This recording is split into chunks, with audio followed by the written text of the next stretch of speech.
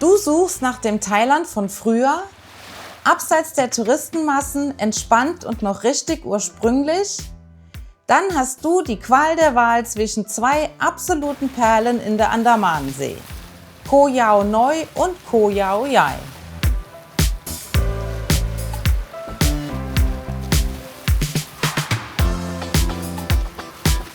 Aber welche der beiden Inseln passt besser zu dir? Wir zeigen dir in diesem Video den direkten Vergleich.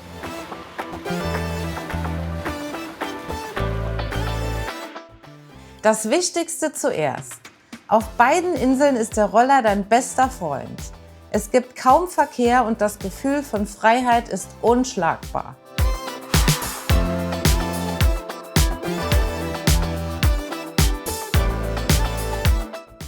Auf Koh Yao Yai fährst du durch hier endlose Palmenalleen und dichten Urwald. Die Insel ist groß und wild und überraschenderweise haben wir es hier oft belebter empfunden als auf der ruhigen Nachbarinsel.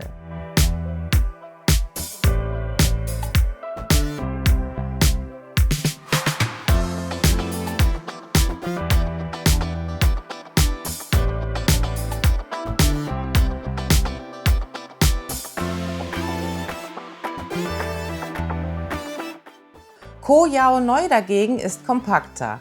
Hier hast du eher das gemütliche Dorffeeling. Man cruist entspannt um die Insel, alles wirkt etwas familiärer und man hat sofort diesen Hier will ich bleiben Vibe.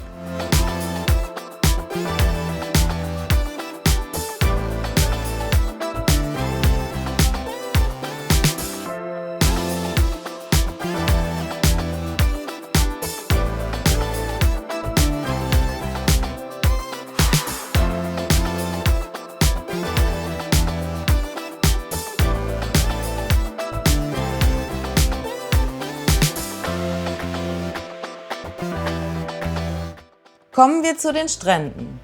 Wenn du diesen einen perfekten Postkartenmoment suchst, gewinnt Koh Yao Yai. Die berühmte Sandbank Laem Hat ist bei Ebbe einfach magisch. Weißer Sand und türkises Wasser, fast wie auf den Malediven.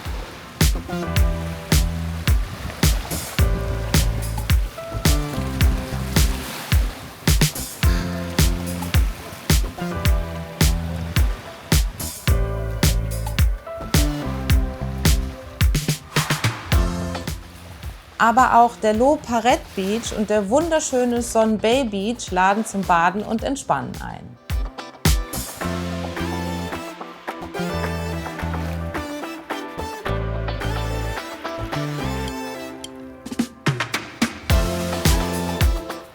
Aber Koh Yao Noi hat das kleine Pendant dazu. Hier gibt es nämlich die Koh Nui Sandbank, inklusive einer super chilligen Beachbar mit genialer Aussicht aufs Meer.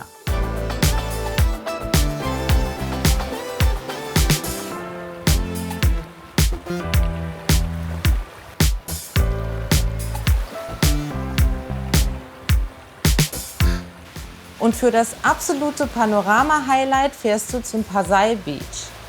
Der Blick von dort auf die gigantischen Karstberge im Wasser ist einfach unschlagbar.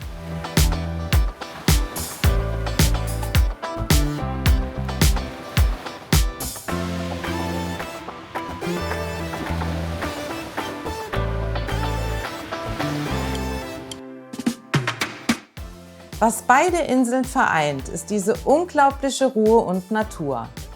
Egal wo du hinschaust, es ist sattgrün.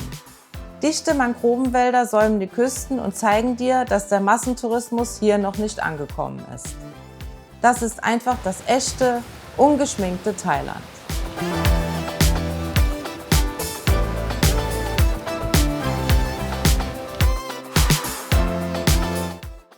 Und das Beste ist: Du musst dich eigentlich gar nicht entscheiden.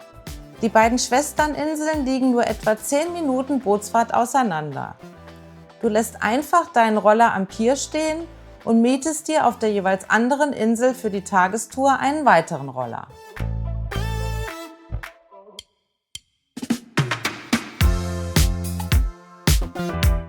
Die Überfahrt kostet 100 Baht pro Person und Strecke und der Roller nochmal 250 Baht.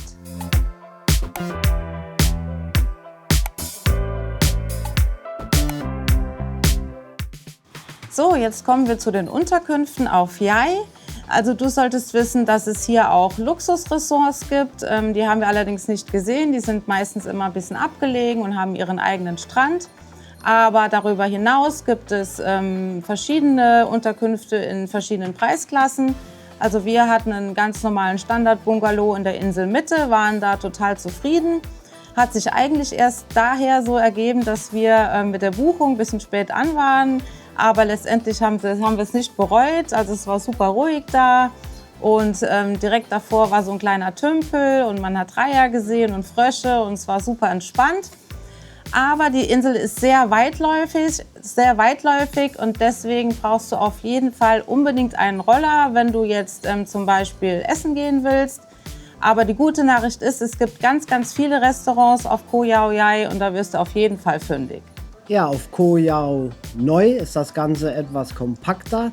Hier gibt es auch alle Klassen von Hotels, von günstigen Backpacker-Hütten bis hin zu Luxushotels.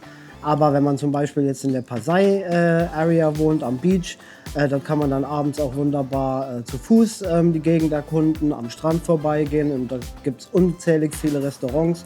Also auf Koh Yao Noi ist es vielleicht nicht ganz so wichtig, einen Roller zu haben. Aber wir würden trotzdem empfehlen, definitiv auf beiden Inseln einen Roller zu mieten.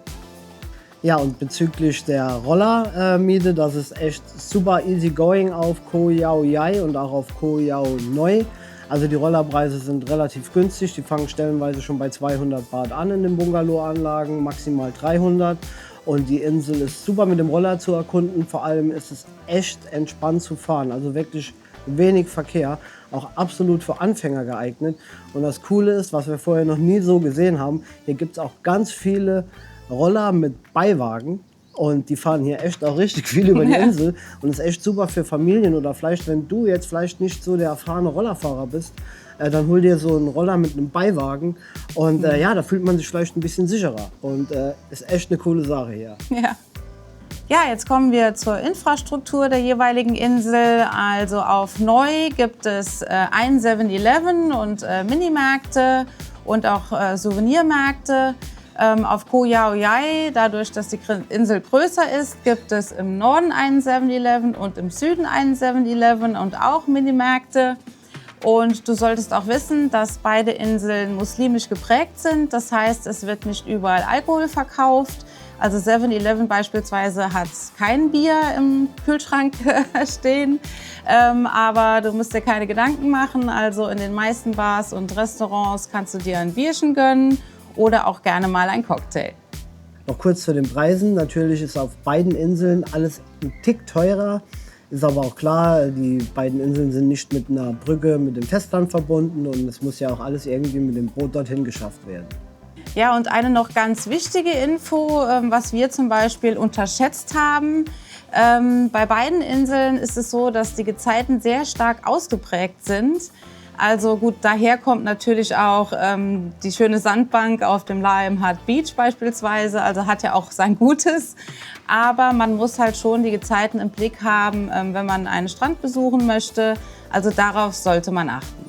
Ja, und wenn du Inselhopping in Südthailand machen willst, dann würden wir sagen, dass auf Koh Yao Noi 3 Tage ausreichend sind. Du hast die Insel locker in einem halben Tag, maximal in einem Tag erkundet. Und für Koh Yao Yai vielleicht 4 Tage, weil die Insel ist doch schon ein Tick größer und ist alles ein bisschen länger gezogen. Von daher werden wir aber sagen, in 4 Tagen hast du definitiv alles gesehen. Und wenn du dich gar nicht für eine Insel entscheiden kannst, dann kannst du ja auch deinen Aufenthalt einfach splitten. Also sagen wir mal 2 Tage hier und 2 Tage da. Genau, weil es ist auch relativ einfach, wie wir ja schon gezeigt haben, mit dem Longtail-Boot von einer zur anderen Insel überzusetzen. 10, 15 Minuten, 100 Baht pro Person, also total easy going. Ja, ob du nun die Abgeschiedenheit und die Wildnis auf Yai bevorzugst oder die chilligen Vibes auf Neu, beide Inseln sind ein absolutes Paradies für Leute, die ein komplett entspanntes Thailand erleben wollen. Und wenn wir uns nochmal entscheiden müssten, würden wir wahrscheinlich nach Neu gehen, weil die Insel ist einfach noch so ein bisschen chilliger, ein bisschen kompakter. Und als wir vom Pier am Pasai Beach ankamen mit dem Moped, haben wir gedacht, boah, das nächste Mal auf jeden Fall dort in der Area, wo die ganzen coolen Restaurants und die Bars am Beach sind. Genau. Ja, warst du schon mal dort? Falls ja, schreib gerne deinen Favoriten in die Kommentare. Und wir hoffen, dir hat das Video gefallen. Und falls ja, lass gerne mal einen Daumen nach oben da und ein Abo. Und wir sehen uns beim nächsten Mal. Ciao, ciao, mach's gut. Ciao.